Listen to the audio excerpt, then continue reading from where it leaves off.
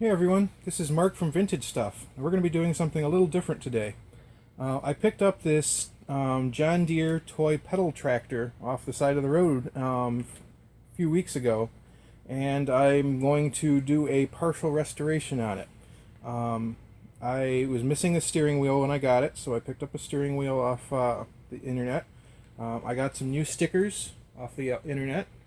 I got some new spray paint from Home Depot.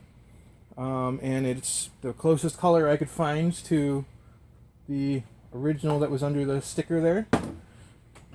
And I took it all apart already to prepare it for paint.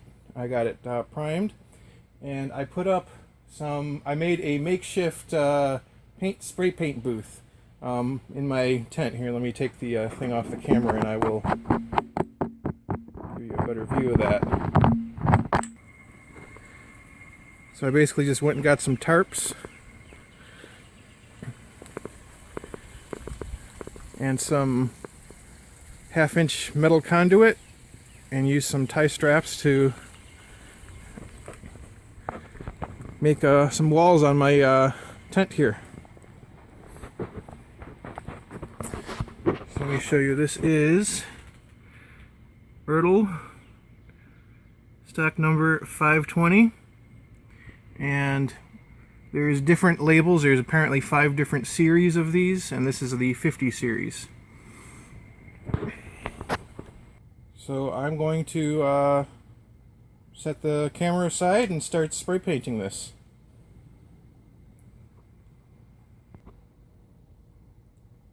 Before I continue, I did want to point out that the goal here isn't to make a perfect restoration. I'm not stripping down the entire thing. I'm just trying to make it presentable. As you can see, it is pretty beat, pretty faded, and I'm basically just trying to make it presentable and functional again.